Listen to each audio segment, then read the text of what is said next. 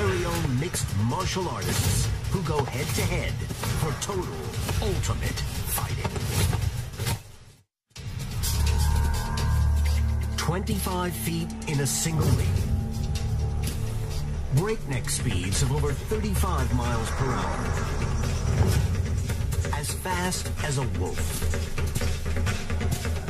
Solid muscle makes up 80% of its body mass, making the male kangaroo built for fighting.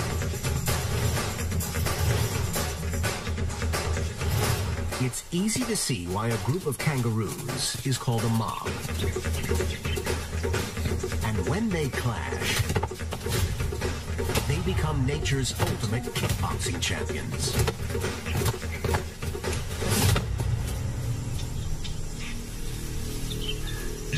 This mobster has been in charge for 2 years, twice as long as usual. He's still armed and dangerous.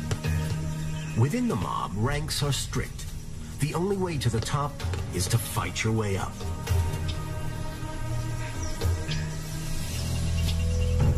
Now, this deputy is tired of playing second fiddle, but he has to be sure he can win. The mobster has exclusive rights to the females. With those kinds of privileges at stake, fights often get ugly and deadly. The mobster must crush this rebellion.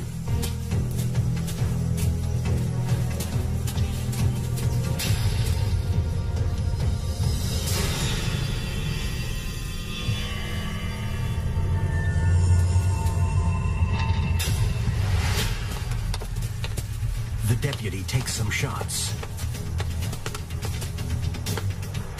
but comes back. They interlock claws to hold each other off. That was just the start. It's time to pull out the big guns. A kangaroo's spine runs all the way to the end of its tail. Over 3 feet long, it has up to 25 vertebrae, supported by ligaments. Their tails can support their entire body weight. Balancing on their tails, their legs go into trigger mode. Their large muscles contract and release a massive burst of energy, delivering a mega kick. Their kicks are so loud, they can be heard nearly 500 feet away.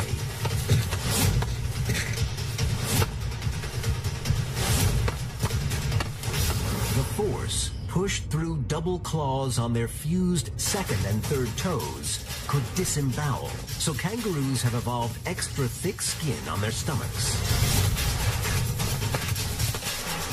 The kicking's not cutting it. The mobster tries something new, the neck grab. Claws nearly 2 inches long are sharp enough to punch your eyes. So they throw their heads back for protection, exposing their necks to being ripped open. A powerful floor slam, and the deputy knows he's fighting a losing battle. He waves the white flag with a grunt. Satisfied, the mobster leaves him to wallow in his defeat and returns to his mob to remind them who's boss.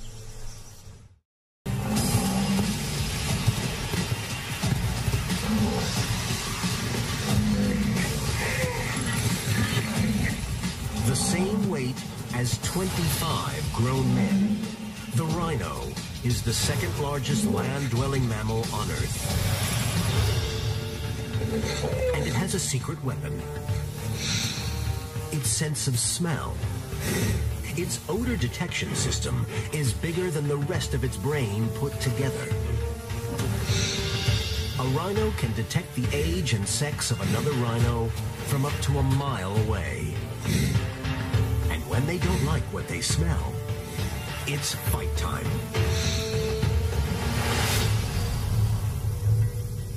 The old bull is picking up the scent of a young male.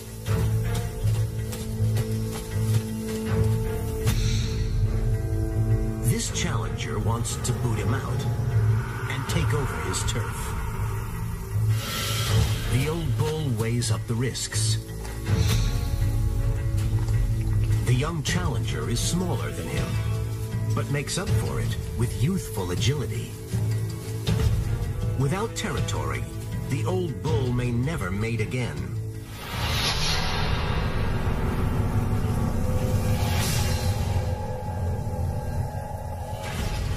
He hurtles at 30 miles per hour toward his enemy. The same force as a pickup truck.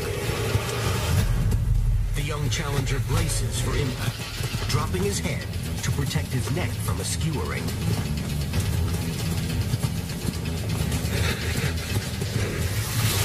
The old bull's armed with a 2-foot-long horn. Weighing 6 pounds, it's made of the protein keratin. And because it contains no nerves, it can't feel pain, only inflicted. Mounted on his 800-pound head, the force behind a single uppercut can be fatal.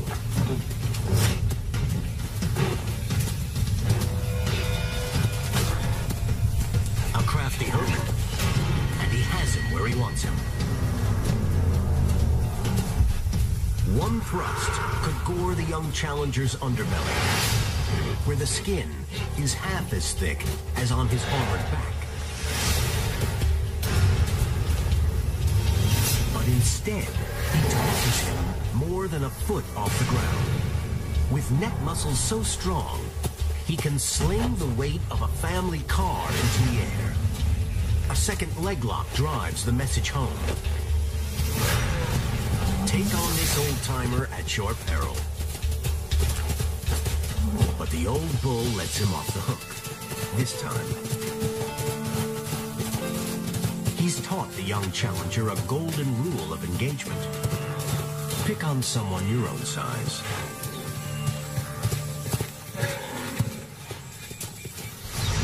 Next up, a surprising contender in Animal Fight Club. This penguin might look cute and cuddly, but when it comes to fighting over females, there's nothing cute about a bloody beat to the face.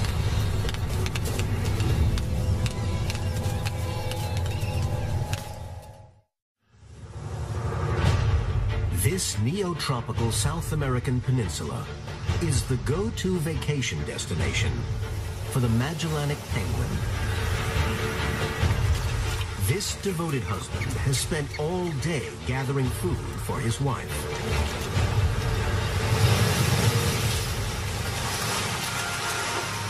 Every September, 200,000 penguins flock here to fix up their nests and breed. Life here is good.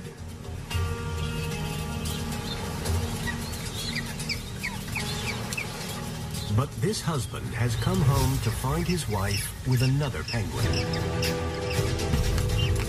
He flips out. His strategy is simple: batter the homewrecker until he flees. Most birds have hollow bones in their wings to make them lighter for flight. But penguins don't fly.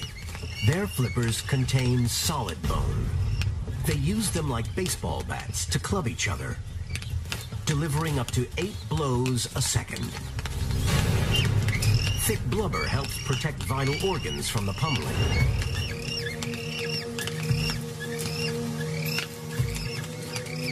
Stalemate. The love rivals call to the female to let her decide the victor.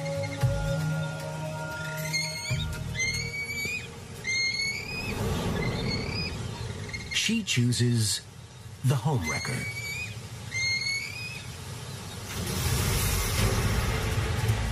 The husband stands to lose the mother of his children. He follows them home. This fight isn't over yet. With the homewrecker hiding in the burrow, the only way to get to him is with a beak attack. Penguins usually use their beaks to gouge their burrows. Now, they are gouging out eyes.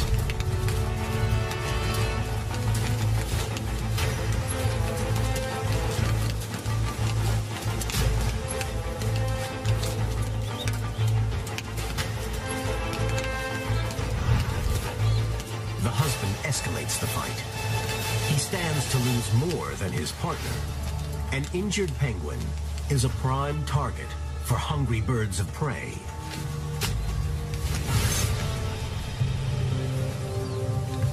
He makes one last plea to the female. But she's got no time for losers.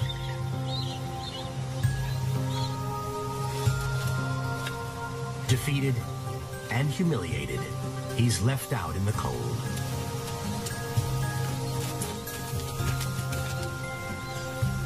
He'll lick his wounds and move on. In a colony of nearly 250,000, there are plenty more fish in the sea.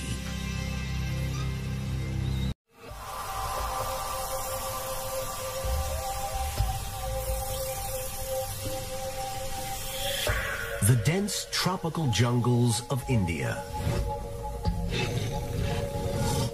Prowling ground of the tiger, one of the world's biggest cats.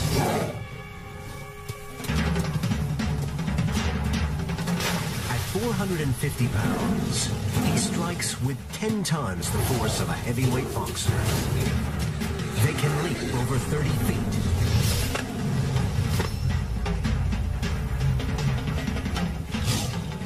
And when it comes to protecting their turf, tiger-on-tiger clashes bring savage battles.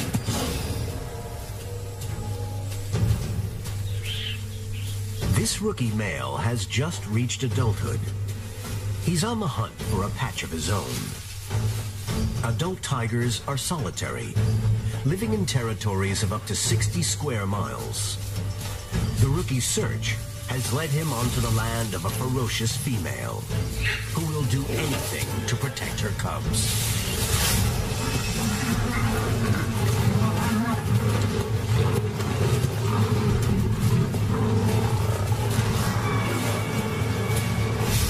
A tiger can deal an estimated 1,000-pound blow. Powerful muscles in their front legs and broad shoulders deliver a force stronger than it takes to hit a baseball at 90 miles per hour.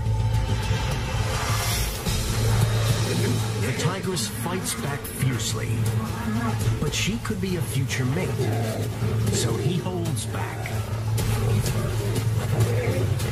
allowing the tigress to land a painful claw swipe to the paw.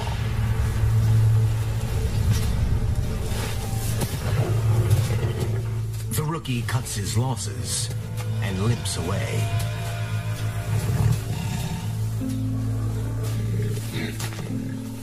He knows he needs his own turf to call home.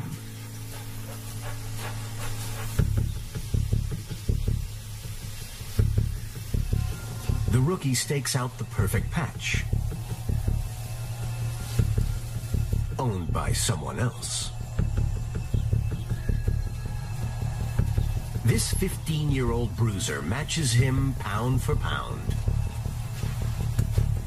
which means risking way more than a scratched paw. If he wants his own patch, he'll have to risk his life.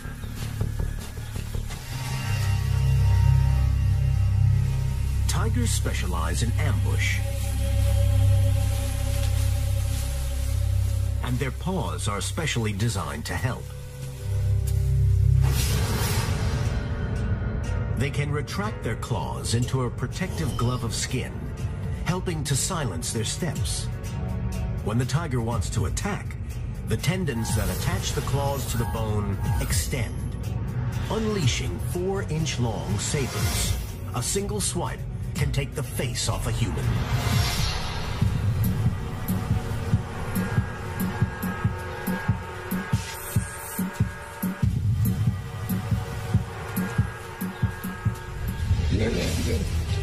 A 10-foot leap.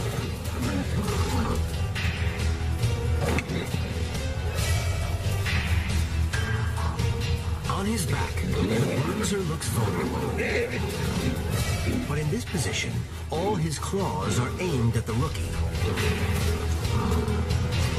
The rookie can't get in close enough. He jabs with his 4-inch claws and deals a bloody blow.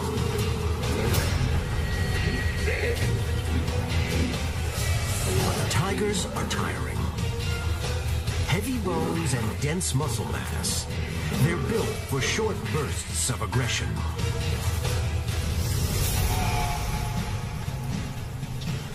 The old bruiser is bloodied and looks beat. The rookie thinks he's nailed it. But the bruiser's still standing. A tiger his age could have had dozens of fights. What the bruiser lacks in stamina, he makes up for with combat experience. And he has home advantage. A sucker punch turns the fight on its head. He goes straight for the rookie's jugular.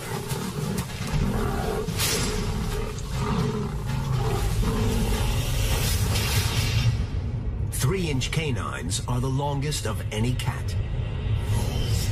Gaps between the canines and back teeth allow tigers to sink their teeth deep into prey.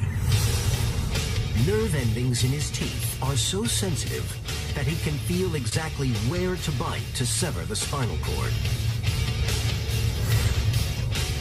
Delivering up to 1,000 pounds of pressure per square inch. Unlike a human jaw, tiger jaws can only move up and down, not side to side.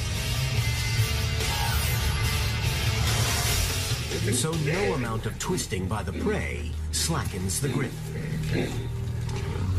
This is the end game. His windpipe is crushed. The rookie can't breathe, suffocating to a slow death. The bruiser retains his territory and his pick of the females. For his inexperience, this young tiger has paid the ultimate price.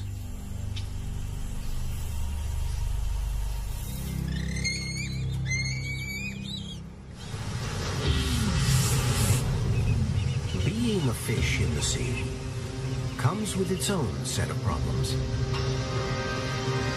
In shallow waters, this shark is used to taking his pick when it comes to lunch. But an octopus shows who's boss. 6-foot-long arms and over 2,000 suckers lock the shark down, slowly strangling it to death.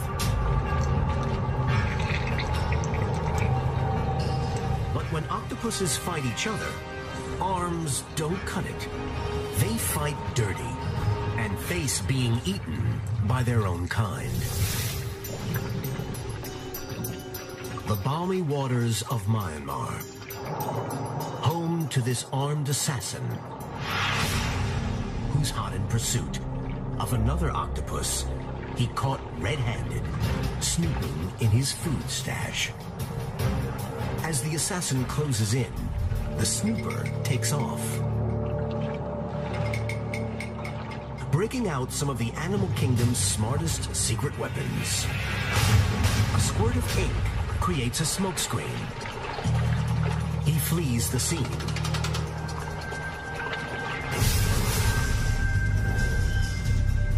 When an octopus needs to move fast, it uses its own inbuilt jet engine. A siphon in the mantle sucks water in and spits it out at 27 miles per hour. The same swimming speed as a barracuda, propelling it headfirst through the water like a bullet. But the assassin still has him in his sights. The snooper tries a different trick. Camouflage. But hiding doesn't cut it. The assassin prepares to strike with the most deadly weapon of all, a venomous bite from a hidden beak.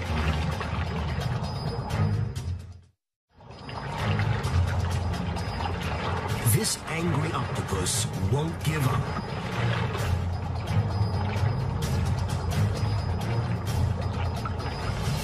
If the snooper doesn't step up or get away, he could become lunch.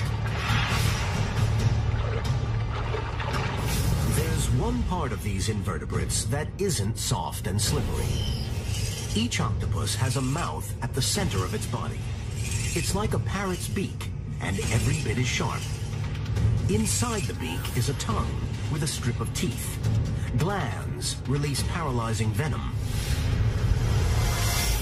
The assassin closes in.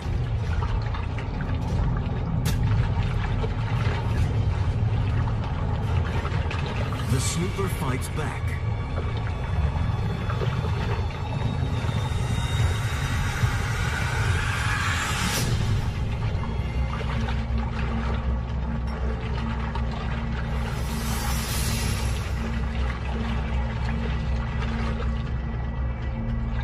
Assassin turns cannibal. The snooper becomes sushi.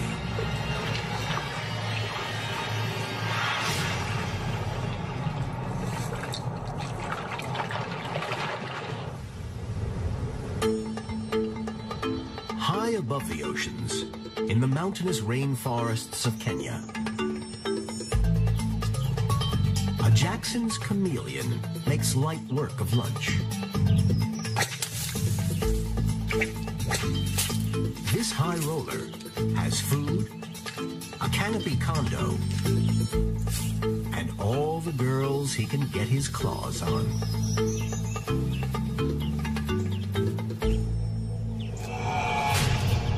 His neighbor is green with envy. He wants the roller's patch and the girls. It's time for a treetop joust. In the tall rainforest trees, the stakes are high. The loser is for the long drop. These are their not-so-secret weapons. 3 bone horns with a keratin coating. Evolved solely for the purpose of dueling.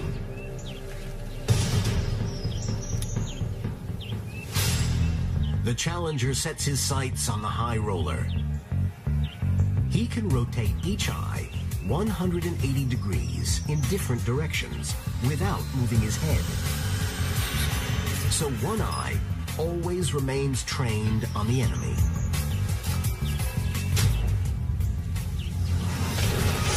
The high roller's hiss is a warning to stand down.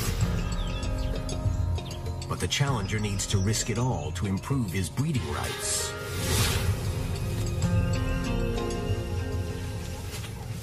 Game on. The aim of the game is to topple your opponent from the branch. The winner keeps the territory. The first tactic, lance each other with their custom-built weapons. Natural selection has given the high roller longer horns. A breakage is intensely painful and leaves the owner unarmed. He tries to pierce the 4 layers of skin on his opponent's head. These guys have a head for heights. It's like wrestling on an iron girder on top of a 20-story high-rise. Their pincer-like feet act as clamps.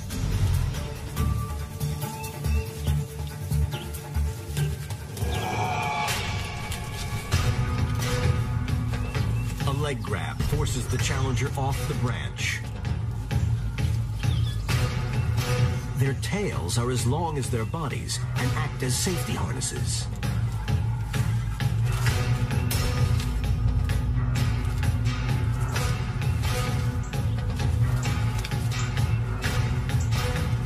The high roller channels all the power in his neck muscles into a powerful head flick. Game over. The fall is physical and hierarchical. If he wants to breed, he'll have to duel with someone else. Because here, the high roller is still top of the tree.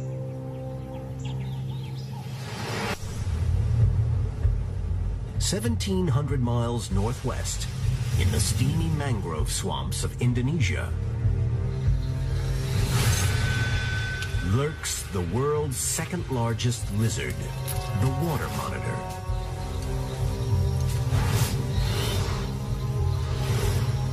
Armed with 54 serrated teeth, there's no creature this extreme carnivore won't eat. It's even been known to dig up and devour human corpses. Monitors are solitary creatures who really don't get along. But breeding time brings them to the same watering hole. And such close quarters means war.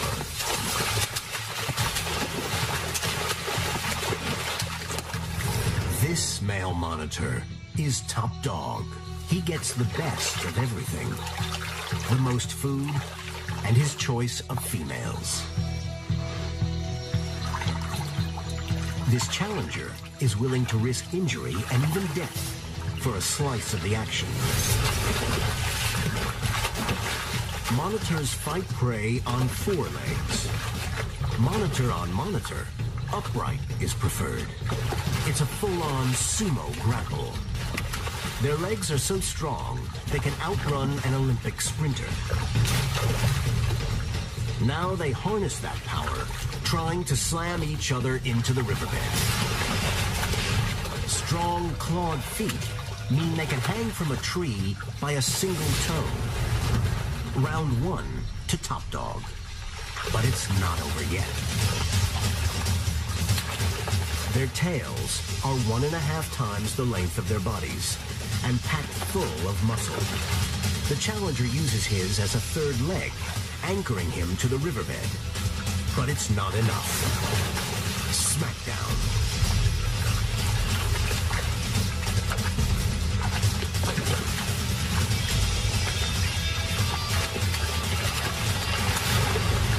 Round 3, and the challenger knows he's lost. The top dog retains his title for another day.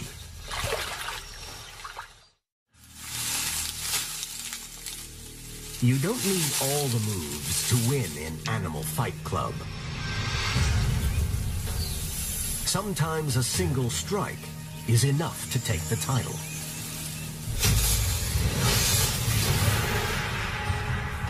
In the Vietnamese jungle, this 4-year-old Burmese python is out for lunch.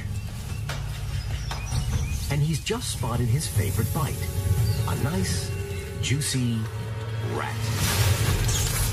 The hungry diner constricts his 16-foot-long body around it. Pythons can go months without eating, but when they do, they really pig out. They can eat their own body weight in one sitting. That's like a grown man eating a 200-pound cheeseburger. Once he's gulped down his fast food, he'll slope off to a sunny spot and spend several days digesting it. But not so fast. A rat thief's forked tongue sniffs him out.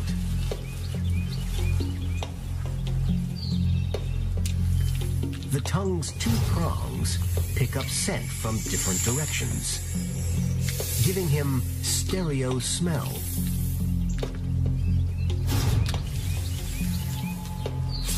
And he wants a piece of the pie. An opportunist, it's easier to steal than catch something himself.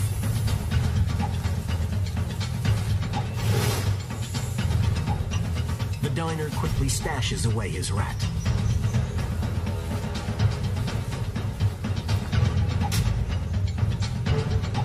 If the thief wants the rat, he'll have to think big.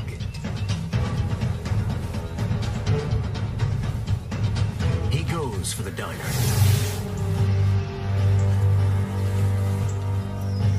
With 350 bones in his spine, 10 times that of a human, he loops his body around the diner.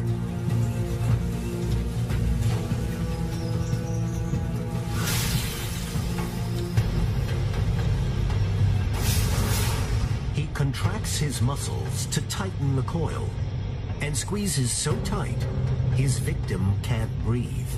Each time the victim breathes out, the python tightens the coil. Death by suffocation. The python can feel its victim's heartbeat stop. Once it does, he relaxes the coil. A full-grown Burmese could easily strangle an adult human to death. The rat thief has committed a crime. Now, he must dispose of the evidence. He can dislocate his own jaw and get his mouth around something 5 times bigger than his own head.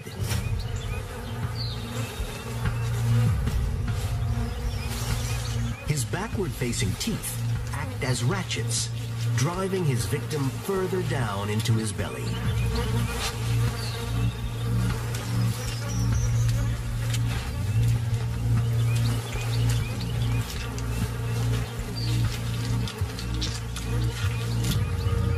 As the rat thief swallows the diner, he begins to redesign his own body to aid digestion.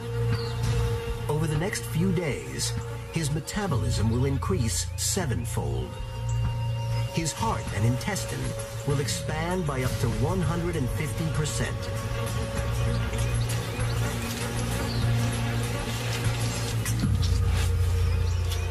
Leaving not a shred of evidence.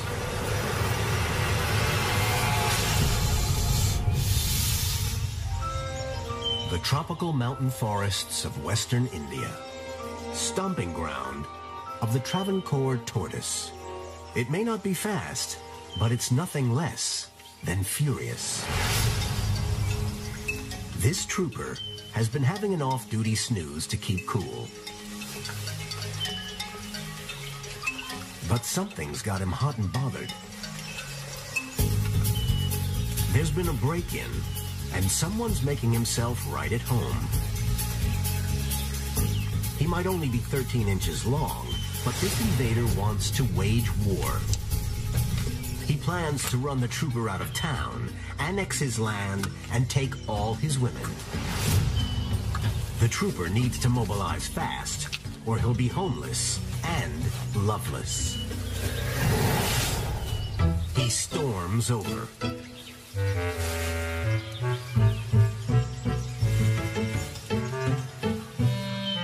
But is met with a series of sharp nips. Too many bites will damage the trooper's only mode of transportation, leaving him unable to find food. He takes cover under his hard hat, rallies himself, and hits back with his biggest weapon yet. These are nature's miniature battering rams, and given they live around 30 years, they get a lot of practice.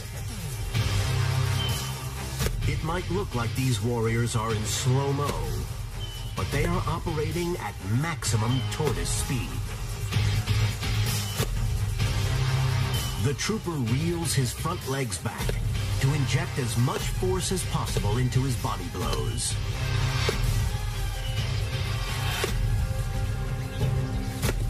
He tries to flip the invader. If he can capsize him, he could be stuck on his back and starve to death.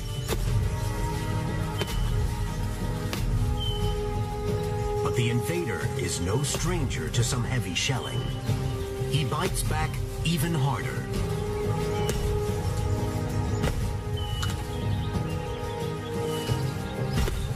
The trooper beats a hasty retreat. He'll have to set up camp somewhere else. There's more than one pint-sized prize fighter in the tropics. The rainforests of Thailand, playground of the quirkiest contender in the animal fight club fray. A stalk-eyed fly.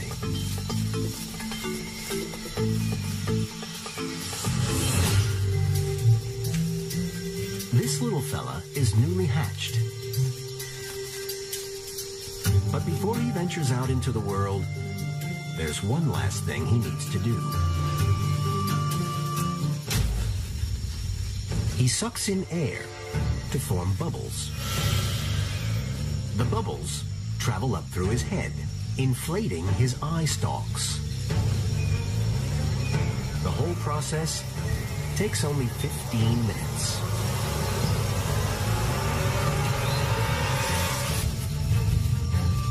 Transformation complete. He's no longer just a fly. He's Superfly. And it's time for a fly fight. Stalk-eyed flies are a social bunch. The males and females hang out together every night. And all the chicks go weak at the knees for a guy with a substantial stalk. It's a sign of virility. The new kid's been blessed by nature. His stalk is so long, it's the same length as his body. He heads out to test drive his new stalk. But someone's eyeballing him. The stalk-eyed fly has an excellent field of vision. Their eyes are like balls on stalks and covered in around 2,500 tiny lenses, so they can see behind their heads, and their vision at the front overlaps by up to 70%. Perfect for spotting a peripheral threat.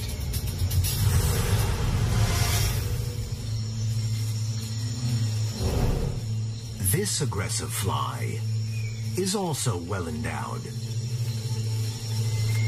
There's only room for one big stalk in this town. The new kid lifts his front legs to demonstrate the size of his stalk. He measures up. He's won the right to challenge the big shot.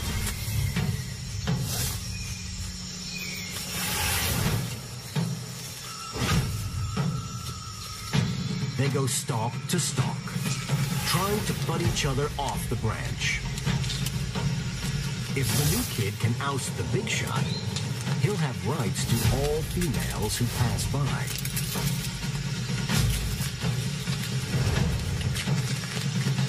Butting stalks isn't working. The new kid changes up. He starts throwing punches.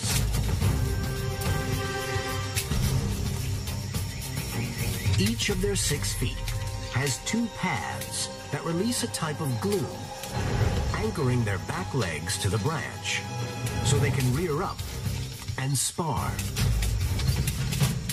These fights can last over a minute, a fair stretch in a fly's 8-week lifetime. It all comes down to stamina. This new kid has youth on his side. The big shot can't keep up. He runs off, his pride dented, and his chances with the ladies ruined.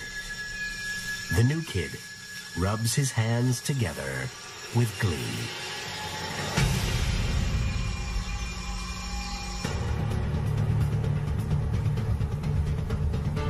A mobile city of 1.5 million wildebeest.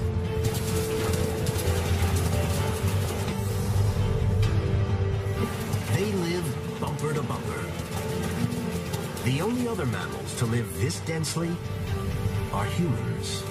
On the move, these wanderers of the African wilderness get along fine. But when they stop to breed, friends become foes.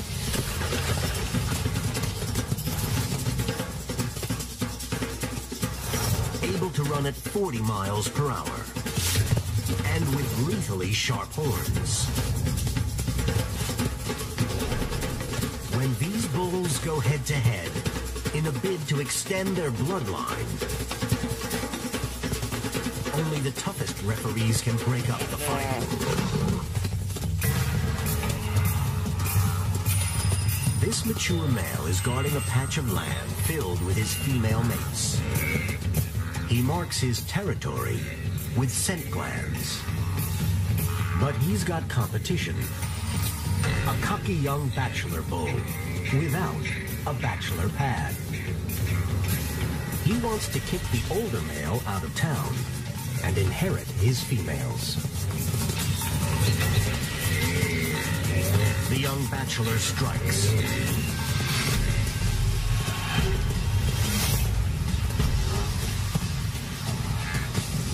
They fight on their knees.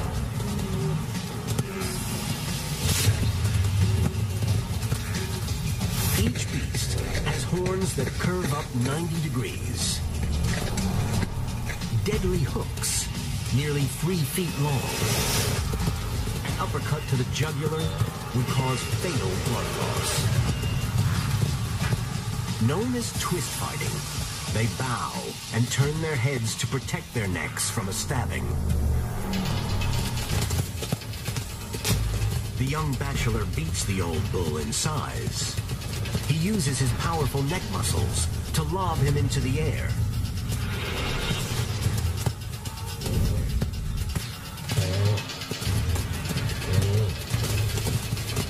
The youngster tries a new tactic, a half Nelson. His horn is in a precarious position. One jab could pierce the old bull's underbelly. It's too close to the vital organs. The youngster's shown how far he's prepared to go. The risks are too great.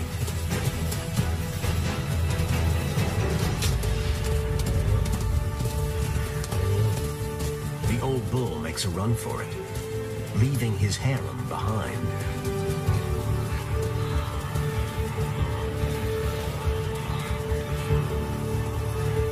The triumphant young bachelor has earned his right to the top spot.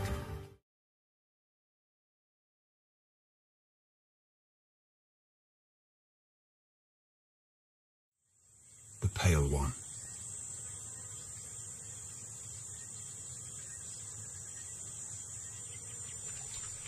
Teepa, their 3-year-old son, walks a dangerous line within his parents' territory. According to leopard law, he should have moved on by now to fend for himself, but he's still around. Lingering between Buddha and Mosweo can only lead to trouble. He seems blissfully unaware of his predicament. But it is Mosweo's life that has undergone a dramatic change recently. She has just given birth to 2 cubs, and Teepa poses a potential threat to them.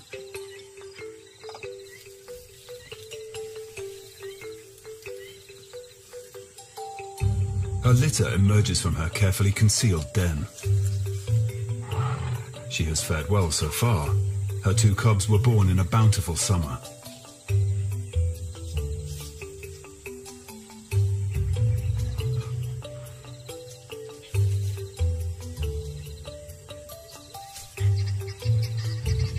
Leopards are solitary creatures, and as a mother, Mosweo relies on all her skills to raise her cubs. In general, leopard cub survival rate is below 50%. The majority of losses happen during the cub's first year of life, while the leopard mother leaves to hunt. It's a harsh reality that leopards have to contend with every time they give birth. Mosweo has no choice but to leave her cubs to find food. From her last litter, Teepa is the only survivor. He's an adolescent. He still lingers near the den site, familiar with his birthplace, frequenting the paths of his youth. Up to now, Mosweo has tolerated his presence in her territory. But the time has come for him to move on.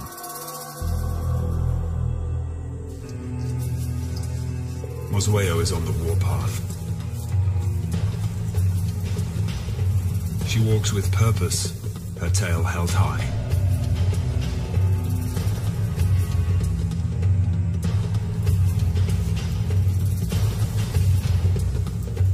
time has come for her to sever the bonds between them forever.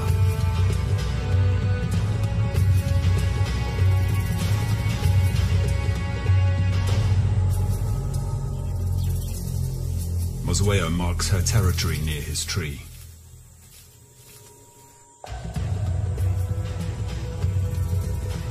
The hostility towards her son is plain to see.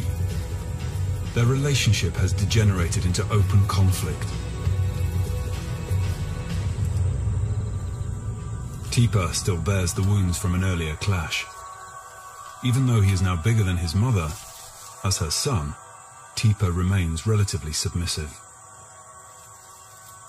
Reluctantly, he leaves the area, but unwisely, he'll continue to linger on the edge of his mother's territory. As he moves into a neighboring woodland, he stumbles on a mortal enemy.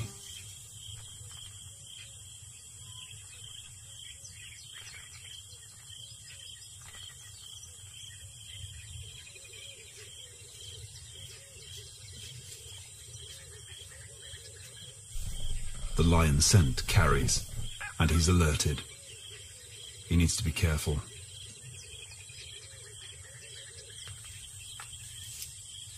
His first few days in unfamiliar territory are dangerous, and he's extremely vulnerable. Lions are the leopard's biggest threat. Not only would they kill cubs, but they'd tear Teepa limb from limb. He has to skirt around them silently. With the threat to her cubs dealt with, Mosweo can now concentrate on the one thing she does best: hunting.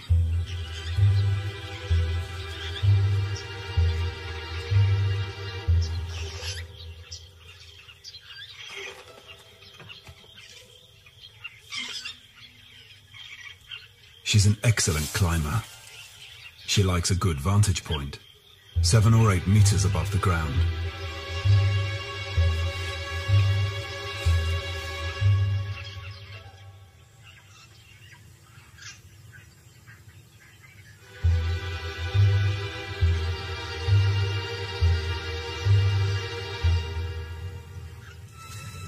The leopard is the only big cat that uses gravity to hunt. Mosweo is an expert at it.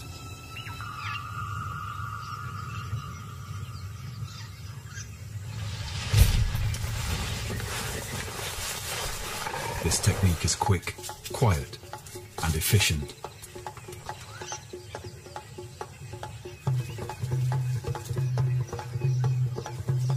But the impala alarm calls are a dead giveaway that a predator is operating in the forest.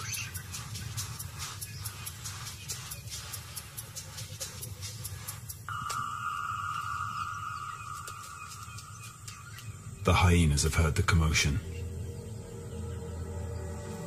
She needs to hide the kill before they see her. They hunt in packs. They're strong and aggressive. Worse, hyenas have killed leopard cubs. She cannot let them find her den.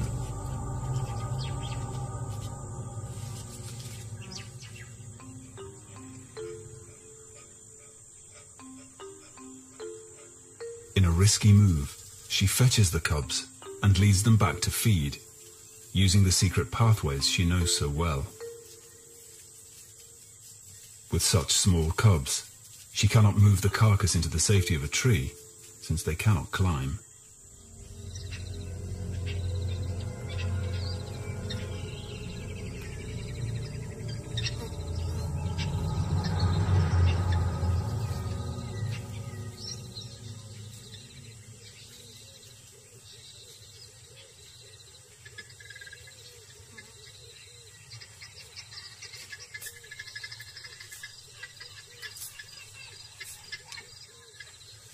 Down on the ground, they are all exposed to danger. Staying well hidden is their only option.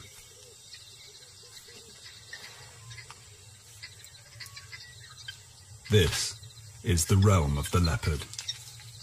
Camouflaged in the broken and dappled scrub, they can feed, undisturbed, for a while.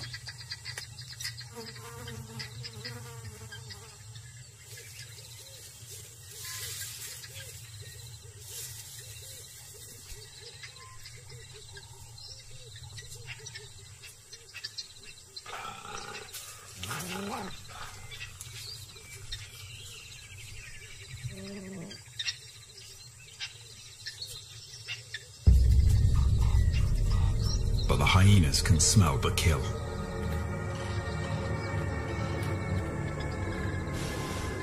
Their circle around the scent tightens. Oswego has to act quickly and decisively. She has a plan. Get the hyenas to focus on her and draw them far away enough for the cubs to leave the kill.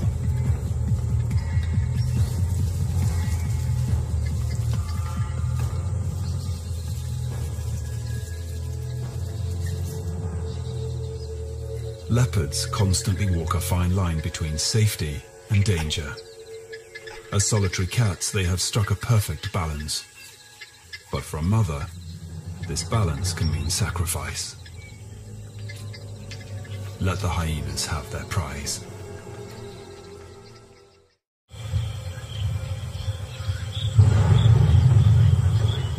Dead Tree Island changes radically with the seasons. It's one of the few places with permanent drinking water. But in summer, its herbivores rely on the rains for good grazing.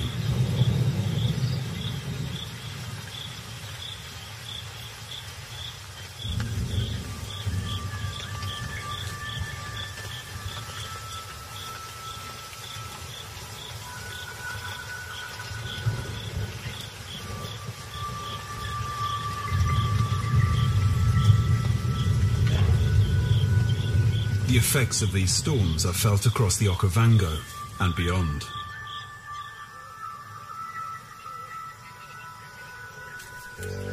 The result is a welcome flourish of green.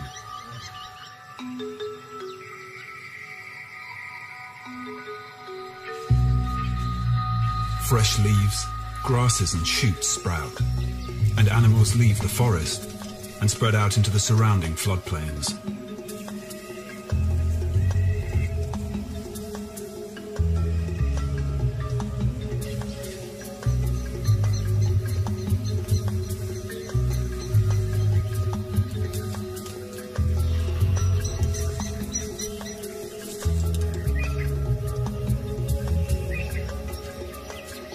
This abundance of water and food brings on the birthing season for impala, one of the leopard's favorite prey.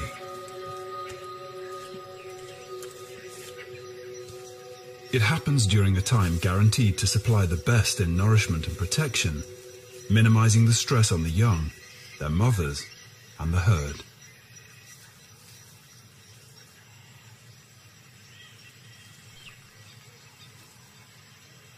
But the newborn impalas are highly vulnerable and face a variety of threats.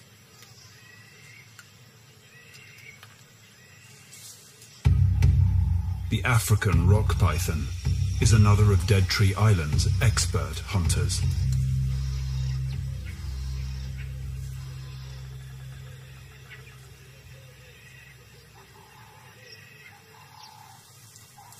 Muscular coils squeeze the life from its prey, asphyxiating it.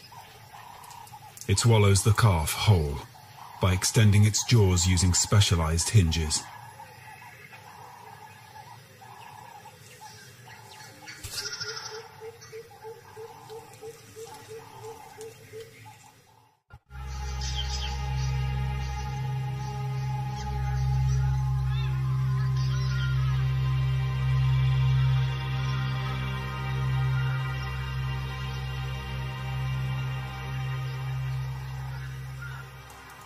The wandering impala herds provide a reliable source of food.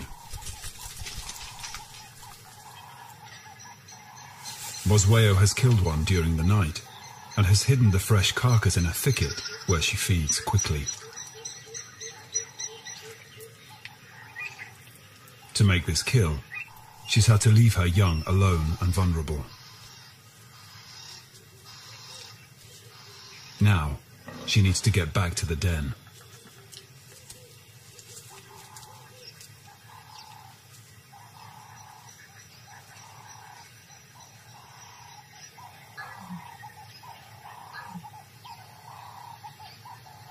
As Oswego approaches the den, she senses danger.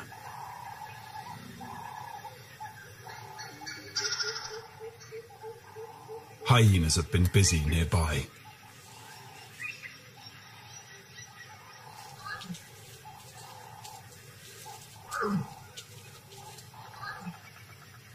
Her gentle calls are low and don't carry far, meant only for the ears of her cubs.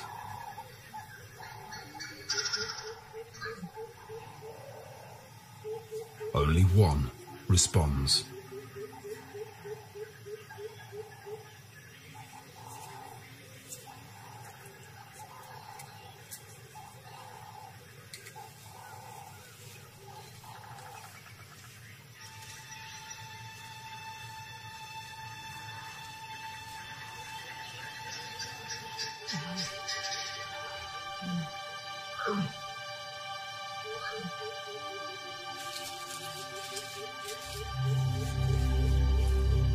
The nightmare of all mothers now falls on Mosweo.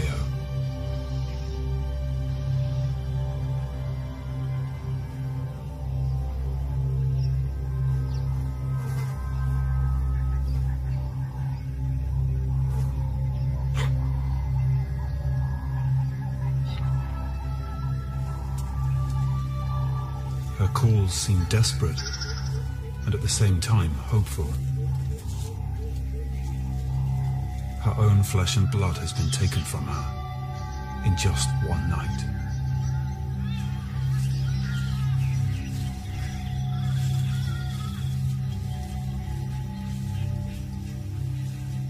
She has no option but to move on.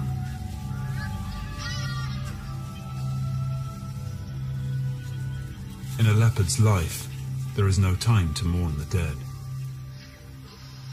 The cub is growing, and it needs meat in its diet.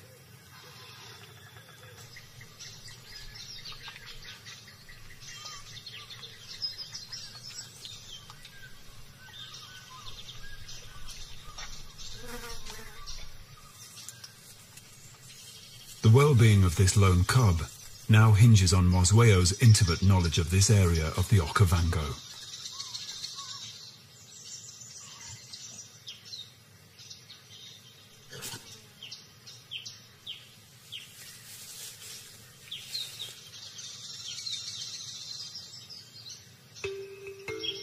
The rains have stopped, and all around Dead Tree Island, the vegetation is beginning to brown. The animals sense this.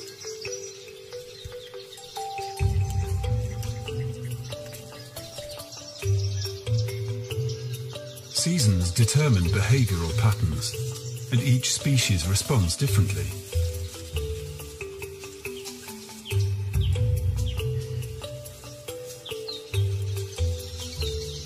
Kudu males choose a suitable female, courting her with gallant displays.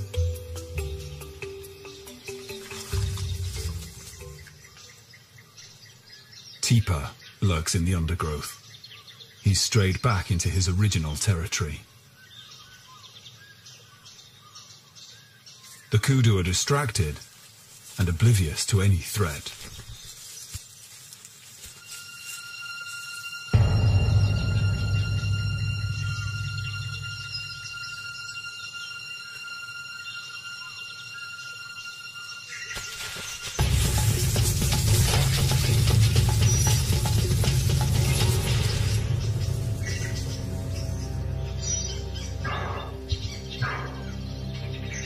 But Teeper's lack of experience is plain to see.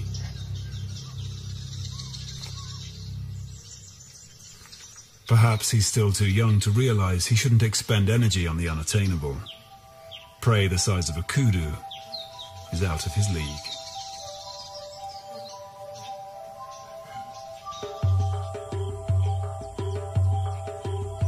Flocks of quilias announce the onset of winter, the dry season.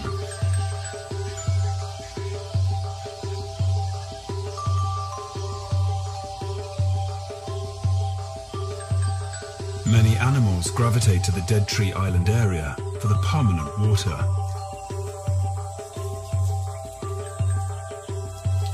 This harsher season allows for at least one miracle. The Kigelia tree blossoms to life. It offers a precious winter treasure.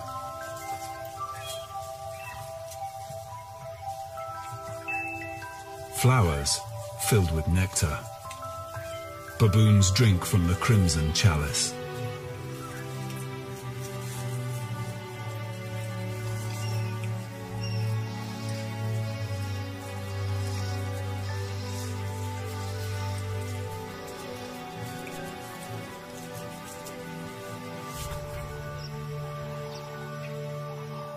Teeper needs to be more flexible in his hunting strategy. He has to learn to anticipate his potential prey's movements. Baboons are messy eaters, and soon the impala move closer to feed on the flowers that carpet the ground. He silently watches and waits.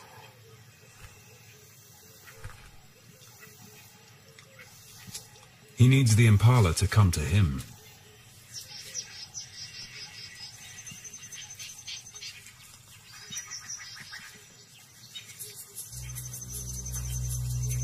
But the marauding baboon troop has singled out his tree.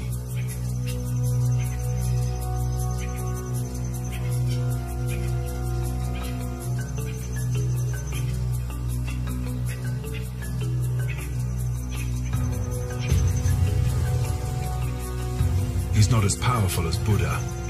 They will not tolerate Teeper's presence. If they catch him, they'll try to kill him.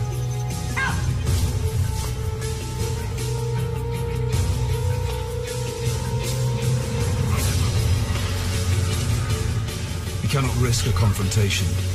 An injury may cost him dearly.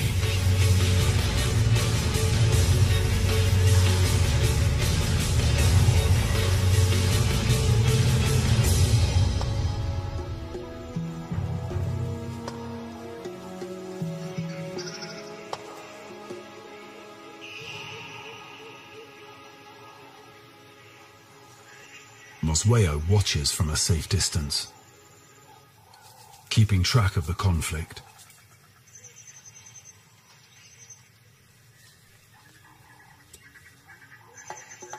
She follows Teeper's prey now. Quietly, she begins her own hunt.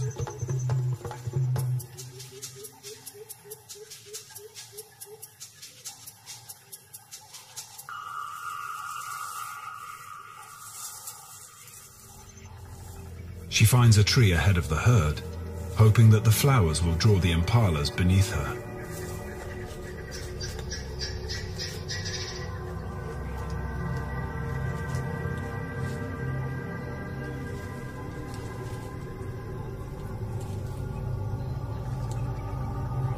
Mosweo shows great patience. She watches the antelope's moves and identifies her target.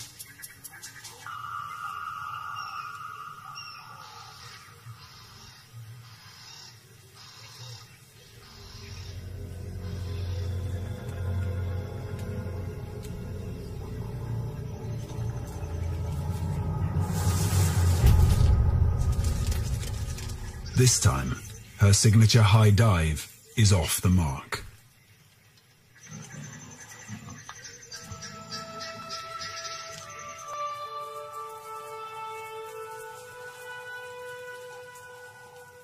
With her cover blown, the impalas keep a watch on her.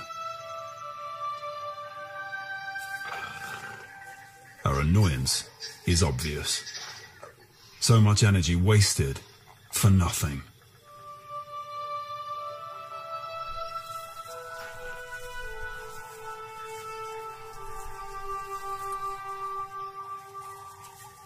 But she has to keep moving.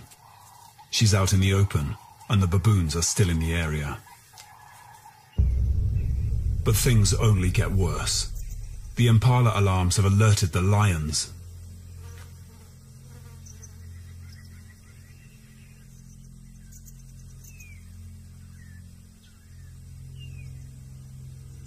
Mosweo is forced to play a game of cat and mouse to get back to her den without giving its position away. Teeper's reluctance to stay away from his mother's territory is causing chaos. His blundering kill attempts have multiplied the pressure on her.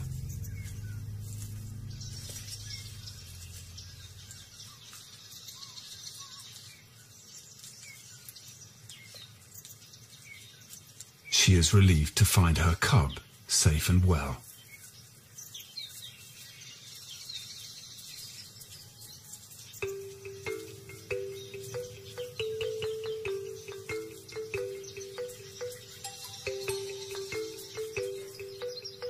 She decides to move to a new den site.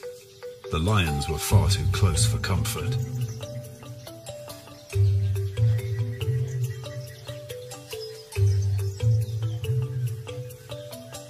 Her remaining cub, now 5 months old, is showing her character.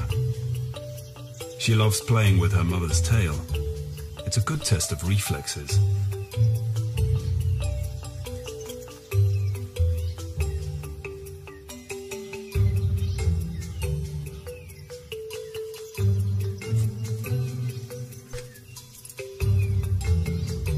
Hidden in the dry grass, Mosweo rests, regaining her strength before she starts hunting again.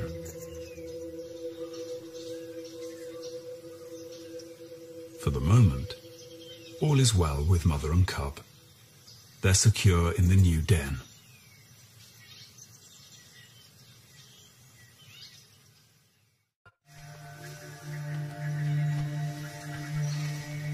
Winter forces the elephants in from the surrounding desert.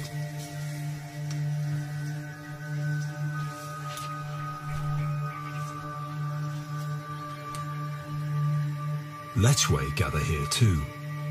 Water is their ally. In these last pools, they are safe from most predators. They're larger than impalas, but a big cat like Buddha should be able to pull them down.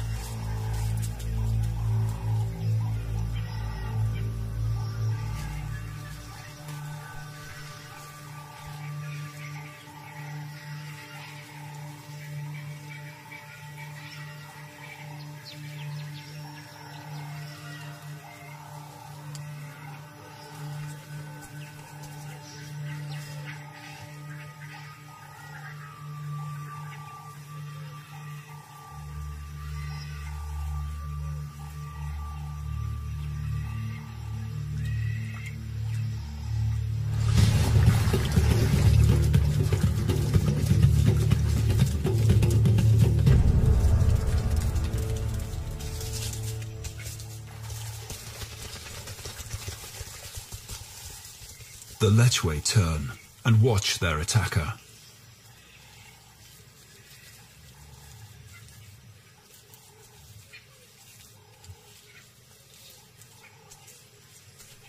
They take in his smell, burning it into their brains for future reference, making sure Buddha leaves the area.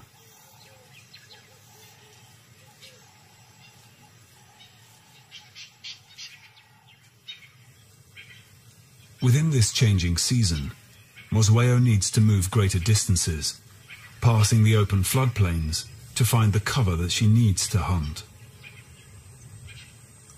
She's following the movements of her prey, but so are the other predators.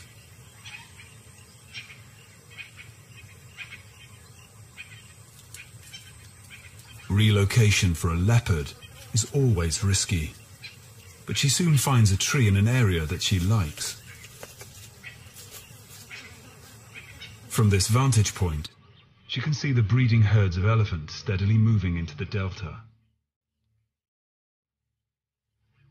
It's October now, and the heat is intense.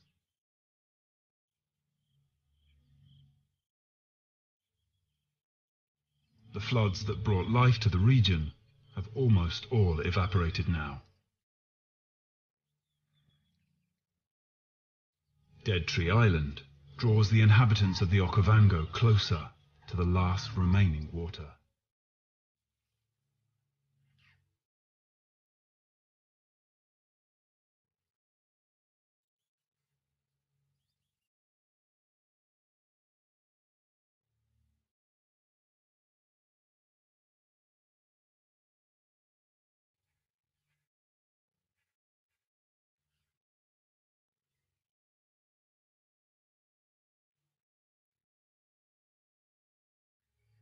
The last flooded pans now hold the fate of all these characters.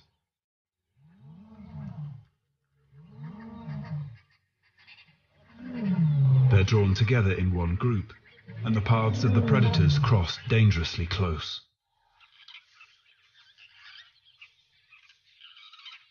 Mosweo's cub is now at an age where she begins to explore further.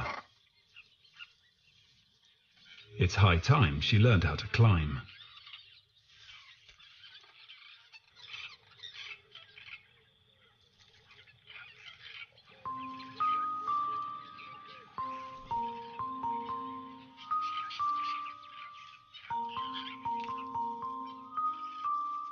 A little unsure of herself, she attempts to reach some babblers.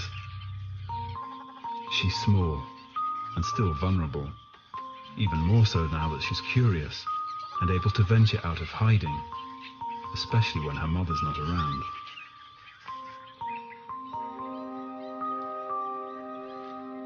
Mosweo is far off, hunting.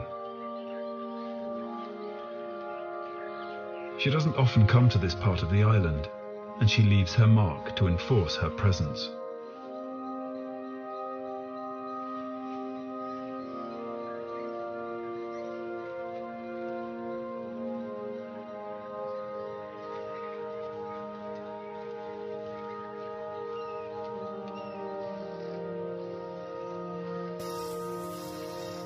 She moves onto an open plain, where two side-striped jackal are foraging.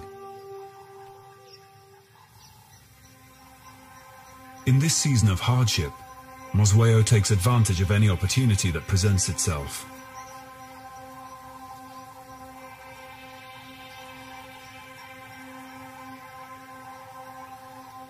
Although not normally a prey item, the jackals quickly become a target.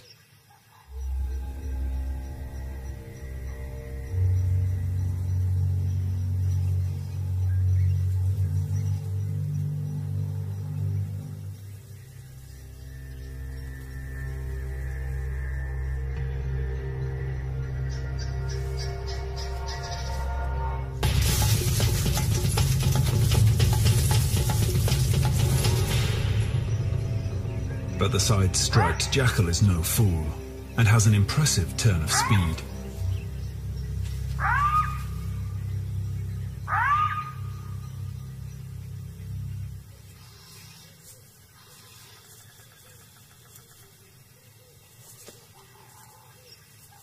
Irritated with her failure, she leaves her mark and moves on.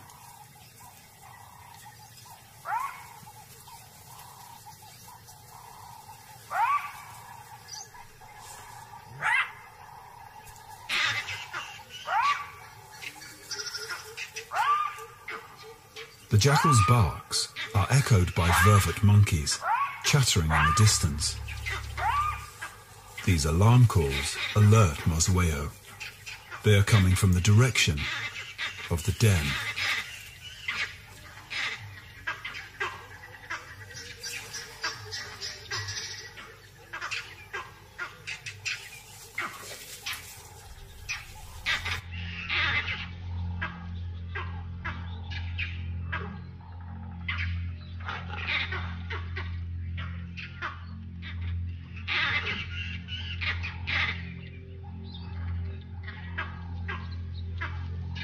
Mosweo treads lightly as she moves closer to the place pinpointed by the monkeys.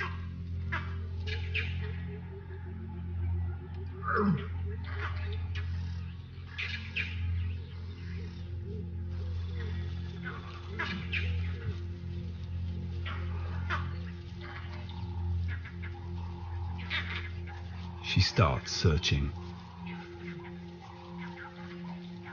But what she finds is shocking.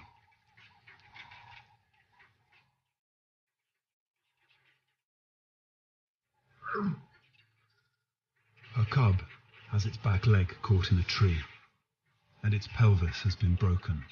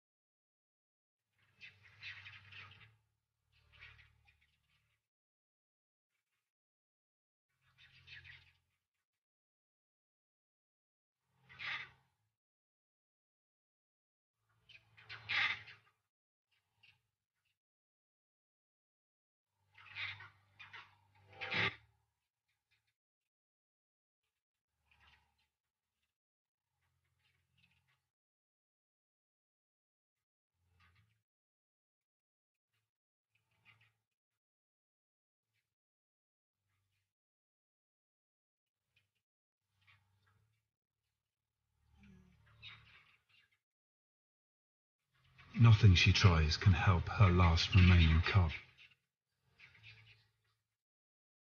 No gentle nudge, no affectionate encouragement, perhaps an invitation to a last game.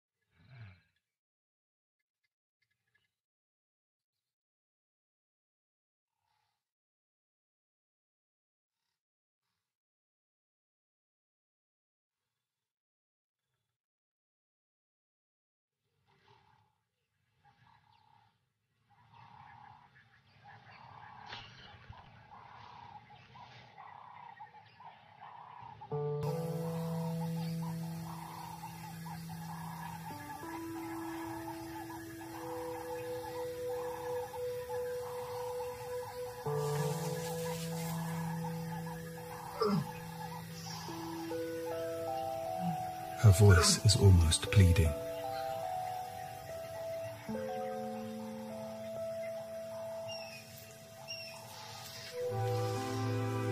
A last attempt, and the cub's leg is freed.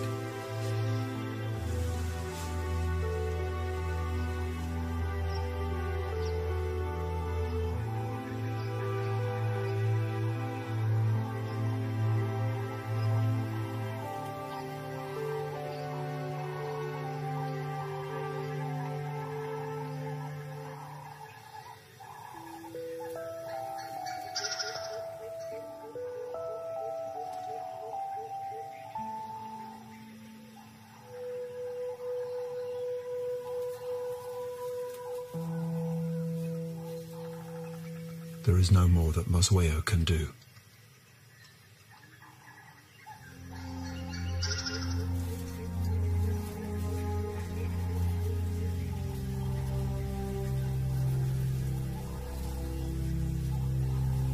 With all her remaining strength, the cub pulls herself to her final resting place.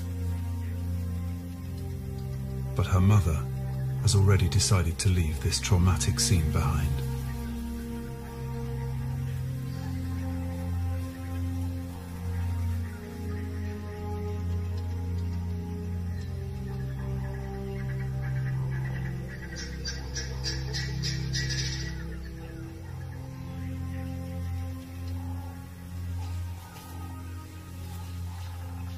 Mosweo seems to try to rub away her sense of loss. Is this the way a leopard mourns?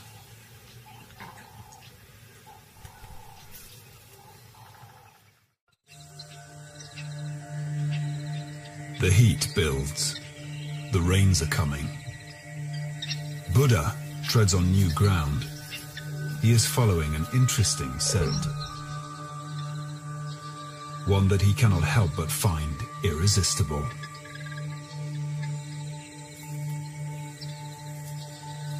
It comes from this leopard. A new female has entered his territory. She is larger and stronger than Mosweo, and she brings the promise of fresh genes to Dead Tree Island.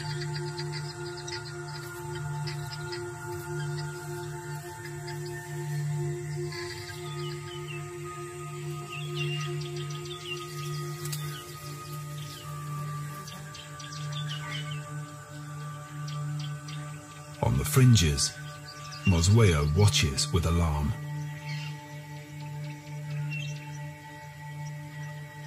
Buddha's senses trigger an uncontrollable need to cloak himself in the new female scent. Hers is not any smell. It is the perfume of a female in estrus. Mosweo follows his footsteps. His calls are low and clear, but she knows he's not calling her. What she smells is not appealing. The scent of another female. A rival. Instinctively, Mosweo tries to mask any hint of her challenger's presence, but she's too late.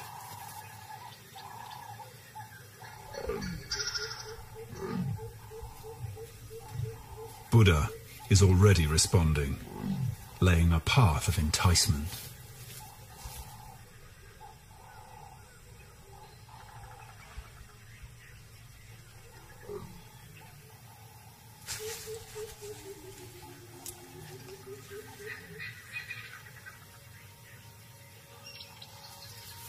The new female is quick to take up his invitation. Mosweo retreats. Her efforts are futile.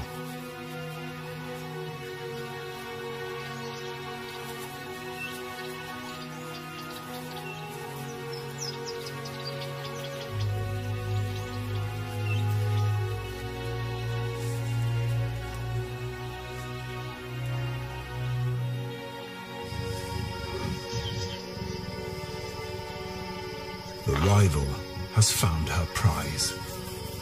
She makes contact with Buddha.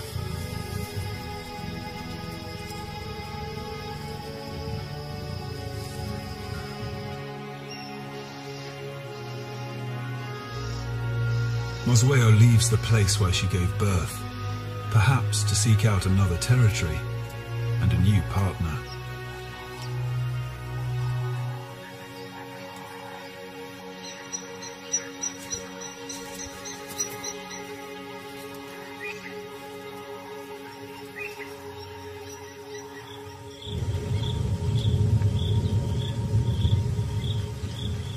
The dry winter finally breaks.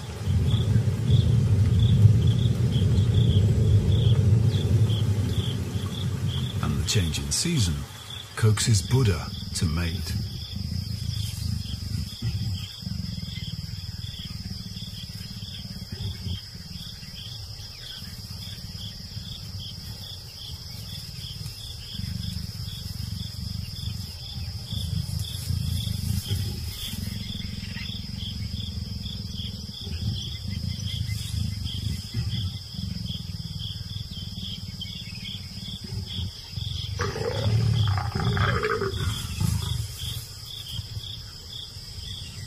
A new era begins for the leopards of Dead Tree Island. They mate for days, and by the end of it, the new female will hold the seed of new cubs.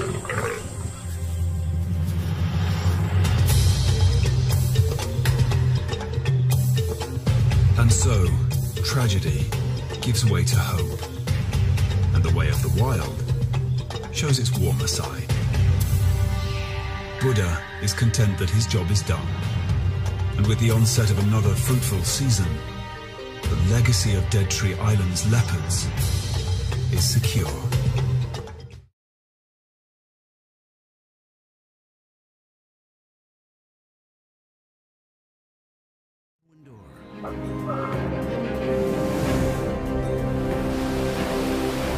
As fresh wonders are revealed.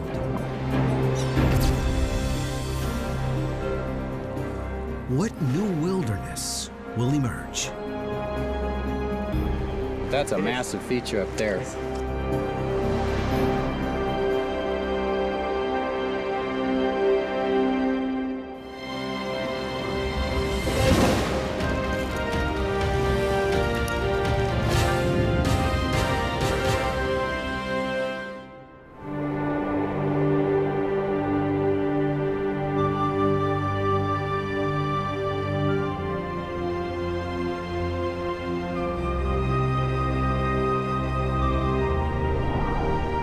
Glacier National Park.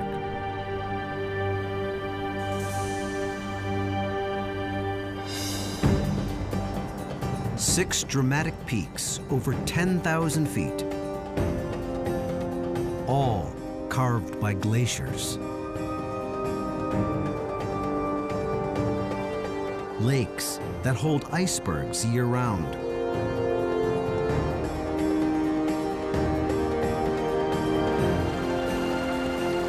Countless waterfalls, fed by melting snow and ice. To see it, act fast. The Earth is warming at an alarming pace. The great ice masses that shape and support this ecosystem will soon be gone. Many things will never be the same. Plants, fish, mammals. Two big questions. How quickly will it change? And what defiant new wilderness will remain?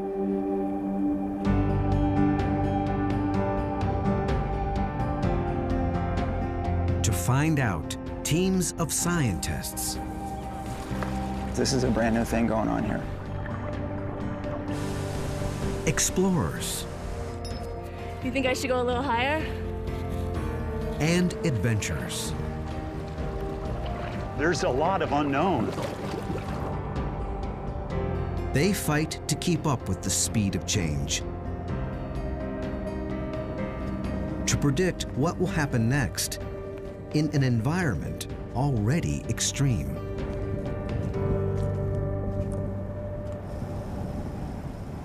We've had one record of 166 miles an hour before the instrumentation blew away. We've recorded 100-mile-an-hour winds for 13 hours straight.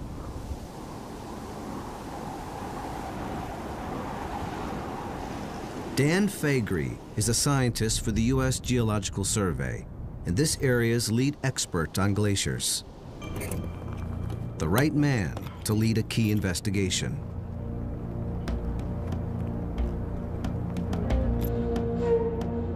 The subject, once the park's largest glacier. Its name, Blackfoot. 2 years ago, it looked something like this. Then,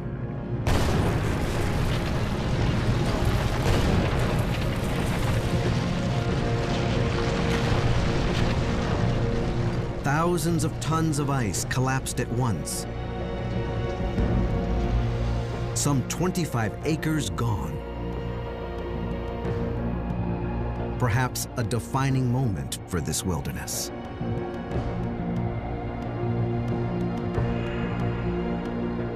Only Dan can say for sure. He's been desperate for an up-close look at the collapse. Let me get that one out. We need to get in and see what's happening to this glacier. It's just now coming out from under the snow. We want to do some mapping and look at this because it's a pretty dramatic feature. Yep. Okay, you all set? Yep.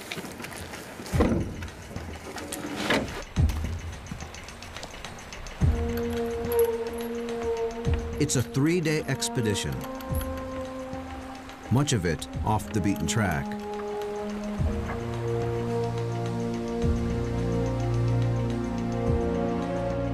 What they find will help Dan estimate how long before all the park's glaciers are gone for good.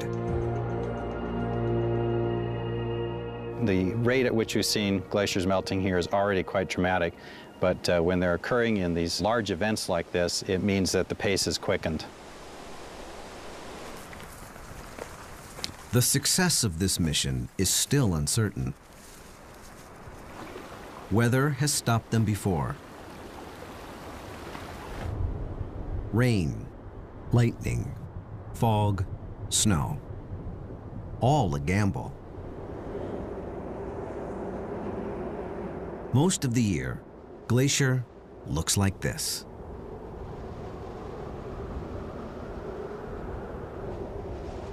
The true nature of this wilderness hides beneath a blanket of white, up to 20 feet deep.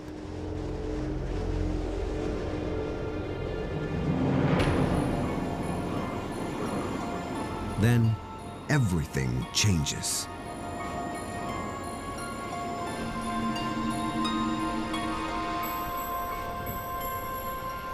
Summer opens a window, and for a brief time, explorers try their luck.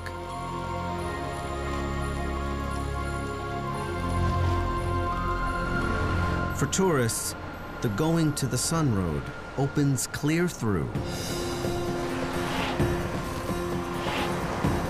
The only road that cuts through the heart of this million-acre wilderness.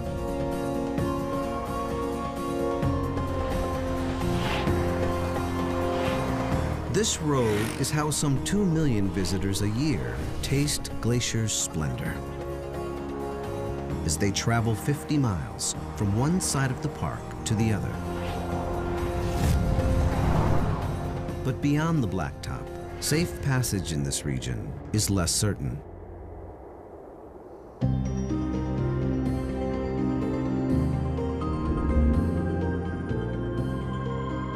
Where Montana borders Canada is a mountainous area ecologists call the crown of the continent.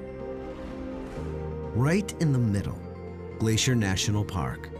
It joins Canada's Waterton Lakes National Park to make the jewel in this crown. The Continental Divide splits it all into 2 unpredictable weather systems.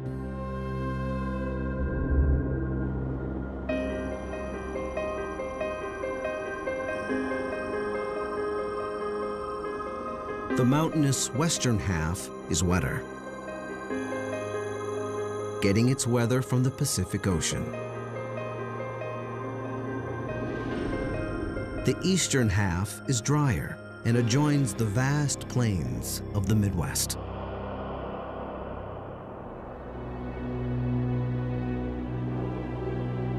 "18 of the park's 26 remaining glaciers cluster along this divide. In the drier months, both sides depend on water from melting glaciers.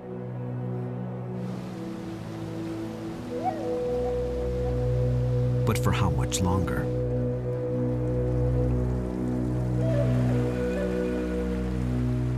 Well, the stream we're next to right now is basically meltwater from the snowfields and the glaciers. A lot of these systems that depend on this water are going to dry up and you'll have big changes in vegetation.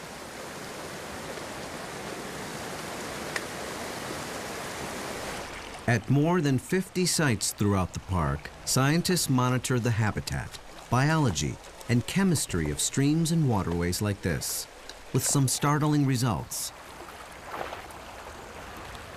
It's a circulatory system, and National Parks ecologist Billy Schweiger is the man with his finger on the pulse. It's essentially a collection of vital signs of the health, the ecological integrity of the streams.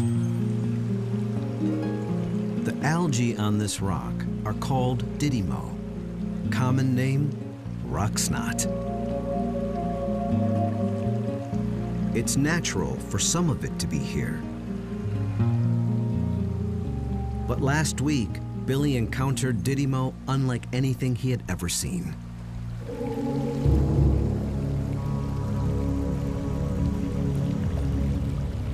Look at this.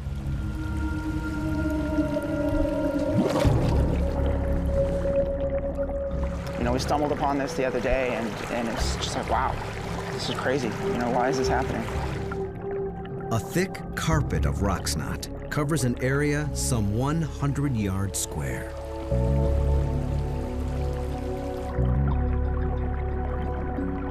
Possibly the park's largest bloom ever. So the texture is very much like wet cotton. Feels like walking on shag carpet. For an aquatic insect trying to live in this, they want it to look like that, right?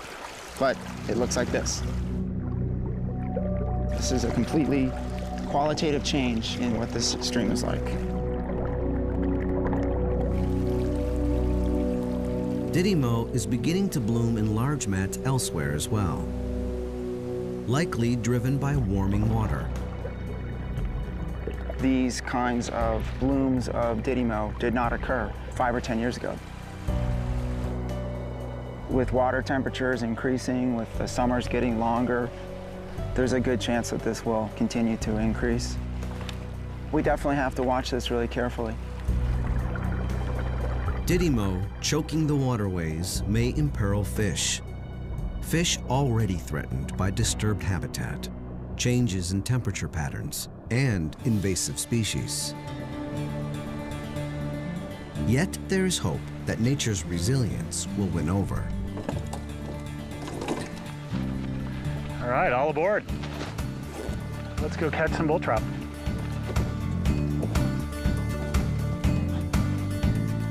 Clint Molefield is on a 3-day expedition to the park's remote north.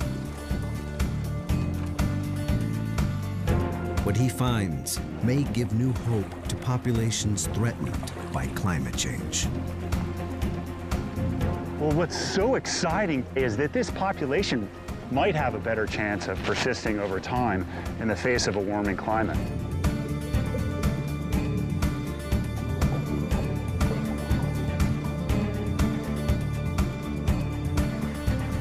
This team of USGS fisheries researchers paddles across lower Kintla Lake. Below them, the type of biological change common throughout Glacier National Park. These native bull trout are threatened by invasive species. We've seen tremendous declines in bull trout populations to the point that many of these populations are literally on the brink of extinction. But traversing lower Kintla Lake is just the beginning of their quest. They've had a report of odd goings-on in the next lake up. Home to some of the strangest fish in the park.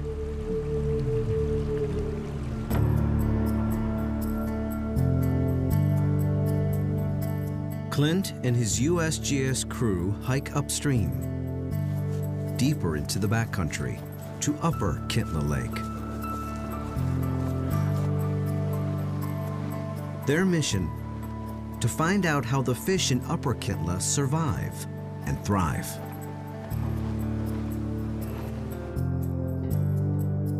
Upper and Lower are 2 lakes separated by large waterfalls.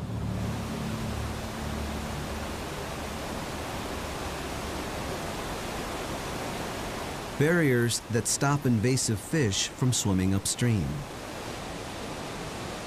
The Upper Kintla population has not been perturbed at all. It's remained like it is today over 10 to 14,000 years. In isolation, Upper Kintla's fish seem to have adopted the strangest habits.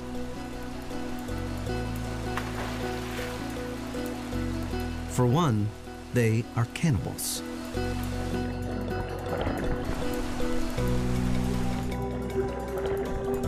Big bull trout eat small bull trout. It's obviously working for the population. They've done it for thousands of years, so this is something that's been sorted out over, geologic time. Clint also sees last year's gravel piles, fish nests called reds. Only not where he expected them.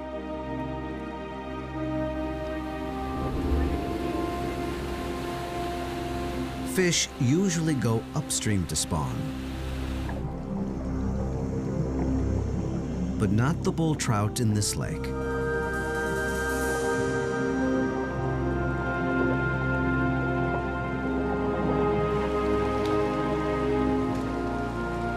They capture young.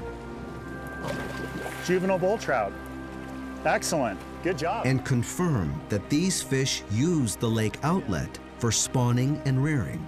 Nice. No one knows for sure why these fish swim downstream to spawn. Oh, there's one. But it's an adaptation that may serve them well when melting glaciers stop feeding the inlets. Under a warming climate, we expect the inlet streams to warm up. And they might not be suitable when the bull trout need to spawn. The outlet stream, it's always going to be supplied with water, and that creates some really good habitat. There's hope that that bull trout population in Upper Kintla Lake will persist.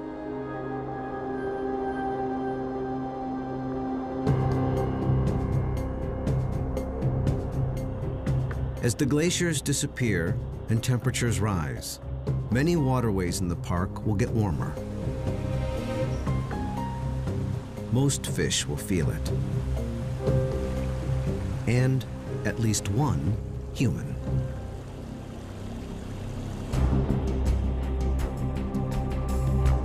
While most adventurers in Glacier National Park tackle peaks and ridges, Mark Enkenbauer combs the backcountry for lakes.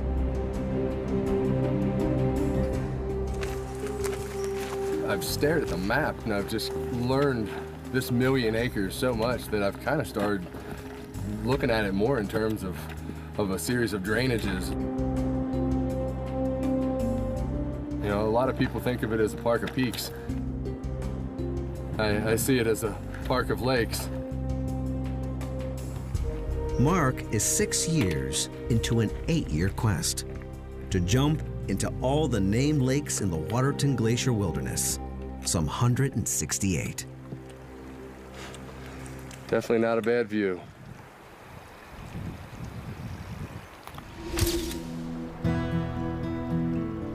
I've done 116 lakes up till now.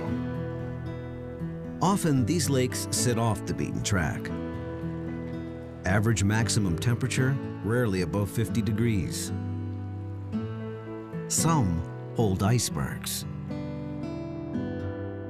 This project's made me very attached to the park. It's kind of started off as being just a personal endeavor. It's definitely evolved into almost kind of a celebration of life for me.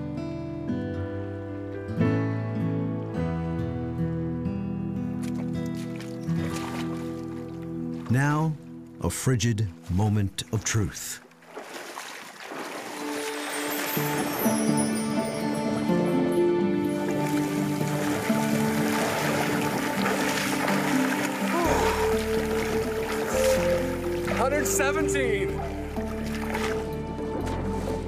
Mark has turned his endeavor into a charity event, raising money and awareness for children with cancer. It's like all the rest of them. Chilly.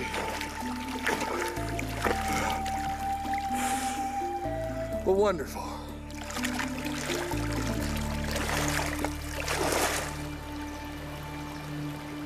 Mark has 50 or so lakes left.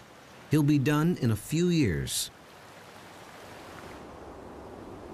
The question everyone wants to know